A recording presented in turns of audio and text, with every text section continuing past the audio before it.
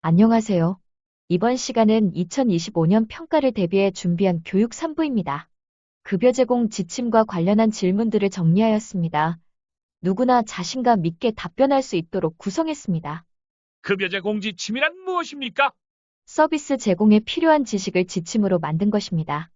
급여 제공지침 교육을 언제 받으셨나요? 급여제 공지침에는 무엇이 있는지 알고 계신가요?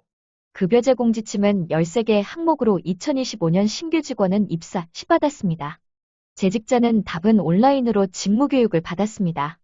급여 제공 지침 13개는 종사자 윤리 지침, 성폭력 예방 및 대응 지침, 응급상황 대응 지침, 감염 예방 및 관리 지침, 치매 예방 및 관리 지침, 욕창 예방 및 관리 지침, 낙상 예방 및 관리 지침, 노인 인권 보호 지침, 근골격계 질환 예방 지침, 개인정보 보호 지침 10개와 2025년 추가된 직원 인권 침해 대응 지침, 고충 처리 지침, 야간 근무 지침 3가지 총 13개 항목으로 알고 있습니다. 종사자 윤리지침에 대하여 설명해 보세요. 종사자 윤리 지침은 종사자로서 가지는 기본 윤리, 전문직으로서의 윤리, 어르신에 대한 윤리, 직원 상호 간의 윤리 등이 있습니다. 그중 제일 중요하다고 생각되는 것은 어떠한 이유로도 어르신을 차별하지 않고 존중하는 것과 노인복지 전문가로서 품위와 자긍심을 가지고 항상 정직하고 성실한 자세로 질 높은 서비스를 제공하기 위하여 새로운 기술을 배우고 습득하기 위한 노력을 계속하는 것이라고 생각합니다. 성폭력 예방 및 대응 지침에 대하여 설명해 보세요. 크게 성희롱과 성폭력으로 구분합니다. 성희롱은 상대방이 원하지 않는 성적인 말이나 행동을 하여 성적 굴욕감이나 수치심을 느끼게 하는 것을 말하며, 성폭력은 육체적 행위, 언어적 행위, 시각적 행위 등 3개 유형으로 나눕니다. 성폭력 유형 중 육체적 행위는 동의하지 않는 신체 접촉, 언어적 행위는 음담패설, 시각적 행위는 성적인 동영상이나 사진 등을 고의적으로 보여주는 것으로 정리하여 이해하고 있습니다. 성폭력 예방을 위하여 어르신과 동료에게 평소 존칭어를 사용하고 요양원에서 이루어지는 성폭력 예방 교육에 적극적으로 참여하고 있으며 절대 성폭력을 용납하지 않는 요양원 내 분위기 조성을 위해 노력하고 있습니다. 성폭력 발생 시 즉시 거부 의사를 밝히고 피합니다. 성폭력을 목격하면 즉시 중단시키고 보고하며 사실 확인하고 조사하여 재발하지 않도록 하는 것이 중요하다고 알고 있습니다. 요양원 내에서 발생할 수 있는 응급 상황 유형과 그에 대한 대응법을 설명해 보세요.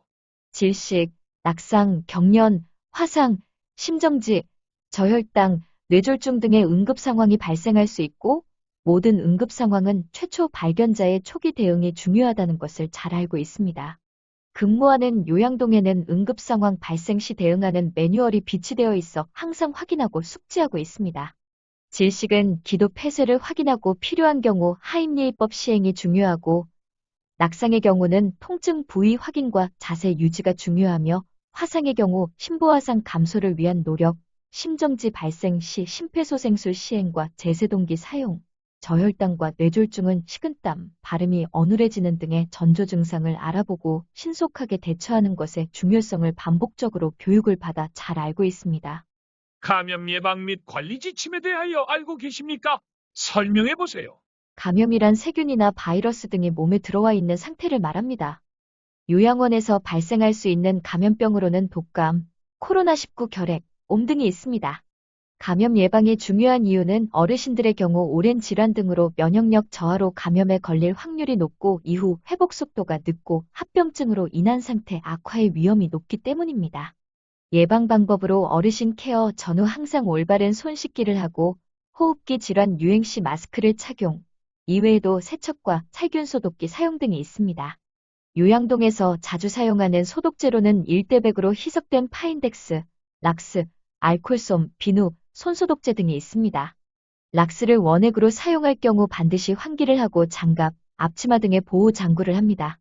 치매 예방 및 관리 지침에 대하여 알고 계십니까? 설명해 보세요. 치매의 종류로는 알츠하이머 치매, 혈관성 치매, 파킨슨병 치매 등이 있습니다.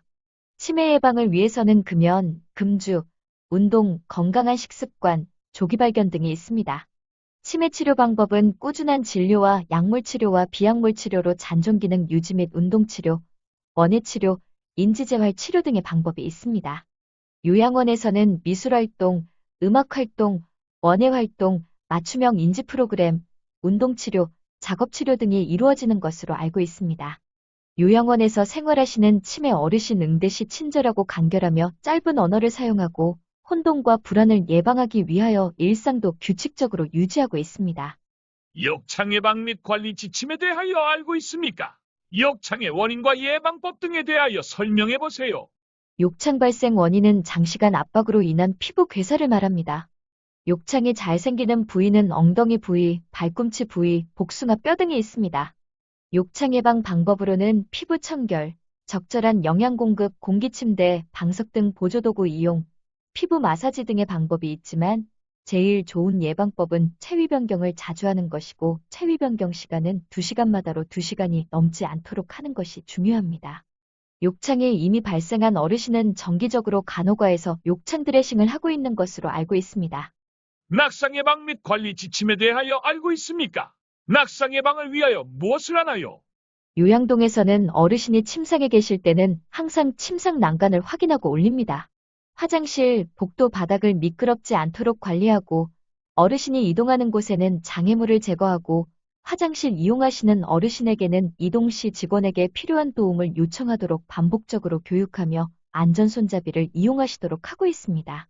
어르신이 일어날 때 어지럼증 호소가 있는지 살피고 안정제 등 약물을 복용하는 어르신들을 더 주의하여 살피고 있습니다.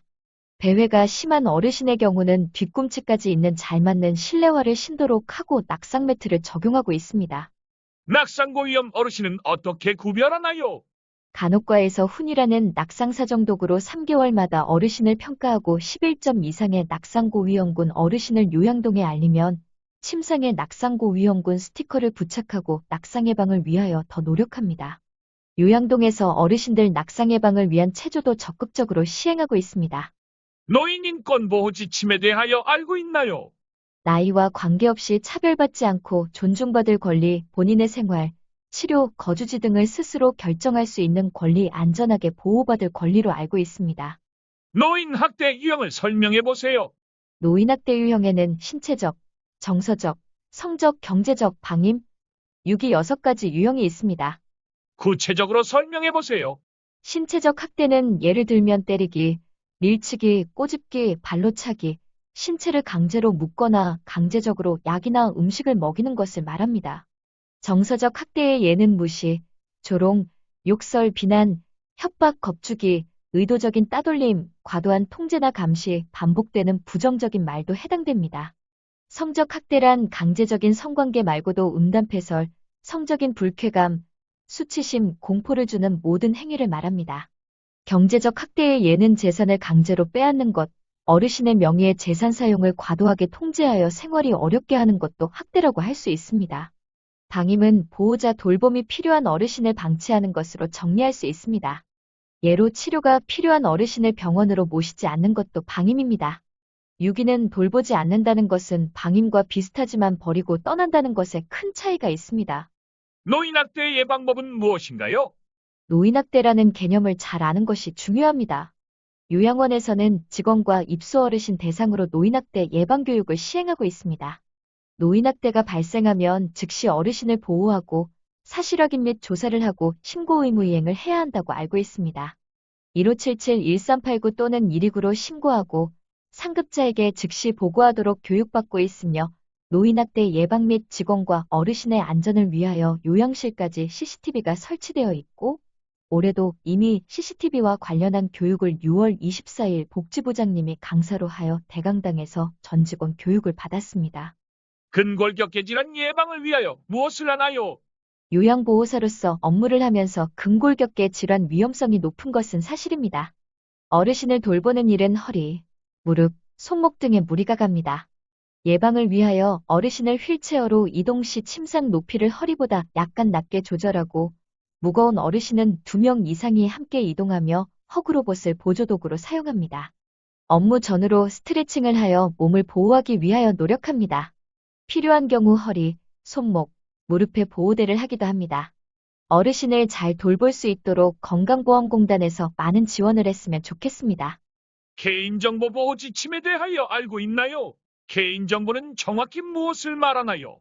개인정보는 이름, 생년월일, 주민번호, 주소, 연락처 등 개인의 신상을 확인할 수 있는 정보입니다.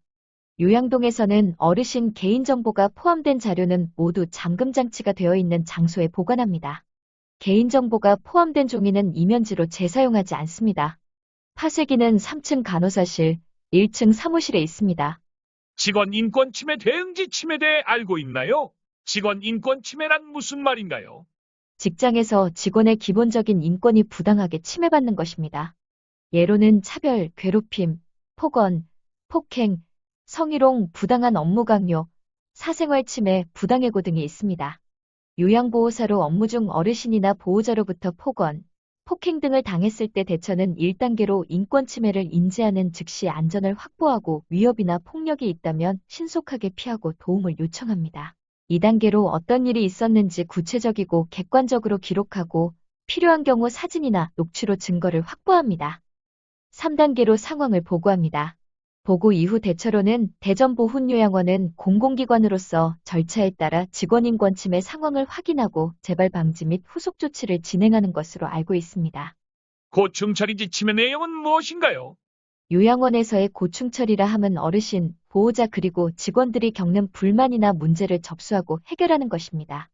요양보호사로 근무하며 고충이 생기면 우선 요양동 반장님이나 선임 요양보호사와 면담을 하고 필요한 경우 요양주임, 간호과장님, 복지부장님까지 면담하여 고충을 해결하기도 하고 다른 방법으로는 노동조합을 통하거나 1층에 비치되어 있는 소통함을 통하여 익명으로 처리하기도 합니다.